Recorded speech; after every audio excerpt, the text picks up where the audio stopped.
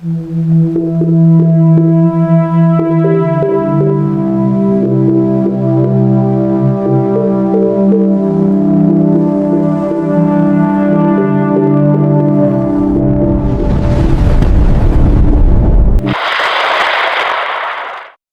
araw sa inyong lahat.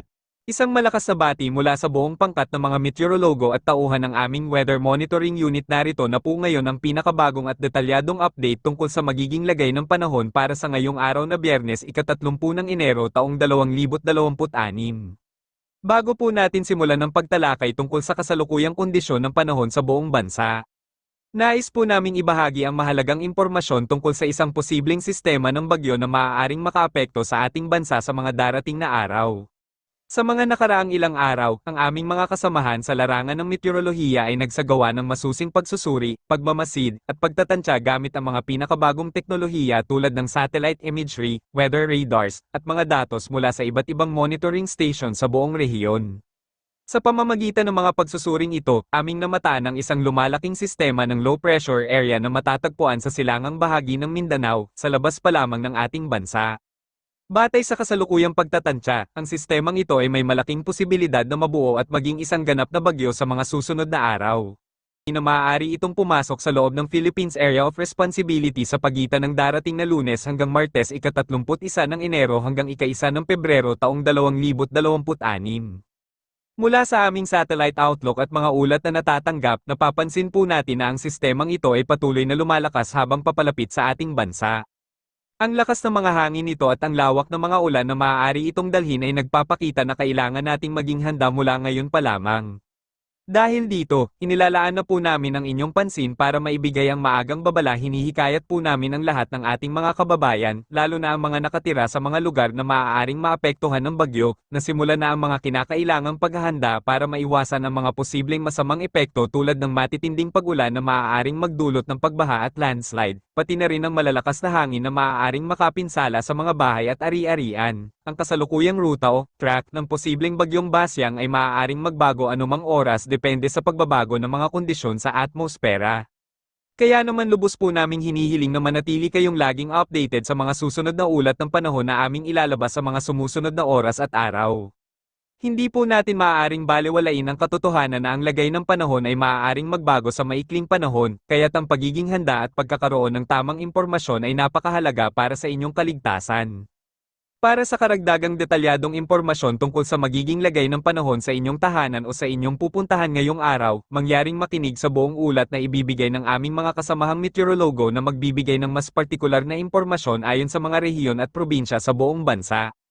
Muli po, maraming salamat po sa inyong mahalagang oras na ibinigay para sa pagbabasa at pagpapanatili ng pagiging updated sa mga balita tungkol sa panahon. Naway manatili kayong ligtas at handa sa lahat ng posibleng pagbabago ng lagay ng panahon. Huwag kalimutang ibahagi ang impormasyong ito sa inyong mga pamilya, kaibigan, at kapitbahay para lahat ay makapaghanda. Maraming salamat po at magandang araw po sa inyong lahat.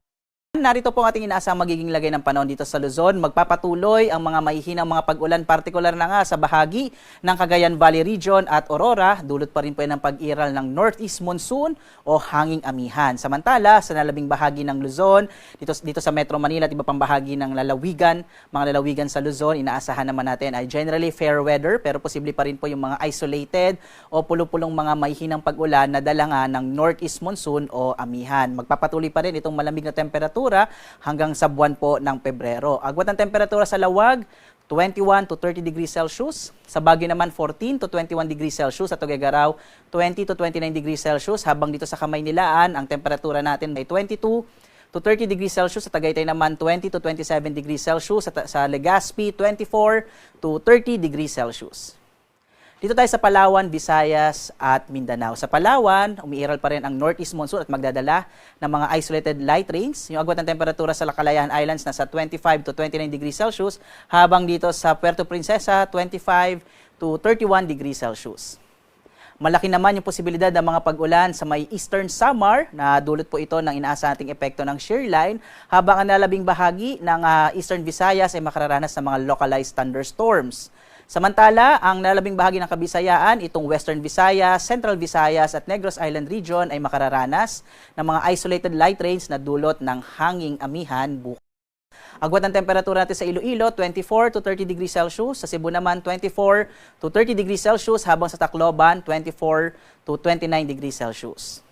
Samantala, sa Mindanao, sa epekto po ng shear line, magkakaroon ng mas malaking posibilidad ng mga pag-ulan sa bahagi ng Caraga, partikular na dito sa may Dinagat Islands, Surigao del Norte at Surigao del Sur, maging sa Davao Oriental. Mag-ingat sa mga posibilidad po ng mga flash floods and landslide, lalo na kapag meron tayong mga severe thunderstorms. Sa nalabing bahagi naman ng Mindanao, makararanas po ng mga localized rain showers and thunderstorms, but generally fair weather pa rin po, lalong nasa may western section ng Mindanao. Yung agwat nga ng temperatura natin sa Zamboanga, nasa 24 to 34 degrees Celsius. Sa Davao, 25 to 32 degrees Celsius. Habang sa bahagi ng Cagayan de Oro, 23 to 30 degrees Celsius. Dumako tayo sa lagay ng ating karagatan. Sa ngayon po, wala tayong nakataas na gale warning sa anumang bahagi ng ating kapuluan. Sa may hilaga at silangang bahagi ng Luzon, magiging katamtaman hanggang sa maalo ng karagatan, habang ang nalalabing bahagi ng ating bansa ay makararanas ng banayad hanggang sa katamtamang pag-alon. Mag-ingat pa rin po, lalong-lalo na kapag may mga thunderstorms na kung minsan nagpapalakas ng alon ng karagatan, lalong-lalo na po yung mga malitasakyang pandagat at maliliit na mga bangka. Narito naman natin inaasahang magiging lagay ng panahon, lalo na po this weekend. Makikita po natin sa Metro Manila at Baguio City, mananatili yung epekto ng hanging amihan at magdadala po ito ng mga isolated light rains this coming weekend. Agwat ang temperature sa Metro Manila, 22 hanggang 30 degrees Celsius. Sa Baguio naman, nasa 14 to 22 degrees Celsius. Samantala sa Legazpi, sa bahagi naman ng Bicol Region, inaasahan natin ang malaking posibilidad ng mga pag-ulan sa posibleng epekto ng shear line. Agwat ang temperatura sa Legazpi, nasa 23 to 30 degrees Celsius.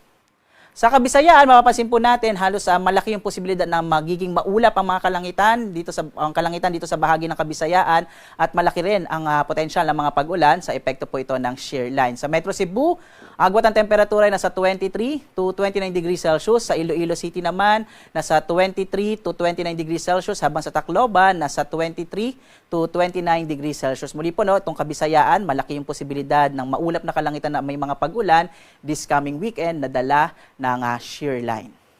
Sa Mindanao naman, makita po natin this coming weekend, mga localized rain showers and thunderstorms ang mararanasan. Posibleng medyo may mga pag-ulan sa Cagayan de Oro City sa araw ng Sabado. Agwat ang temperatura sa Metro Davao in the next 3 days ay nasa 24 to 32 degrees Celsius. Sa Cagayan de Oro naman, nasa 22 to 30 degrees Celsius, habang sa Zamboanga City, nasa 24 to 35 degrees Celsius. Samantala, ang araw natin ay lulubog mamayang 5:54 ng gabi, at ito ay sisikat ganap na 6:25 na umaga.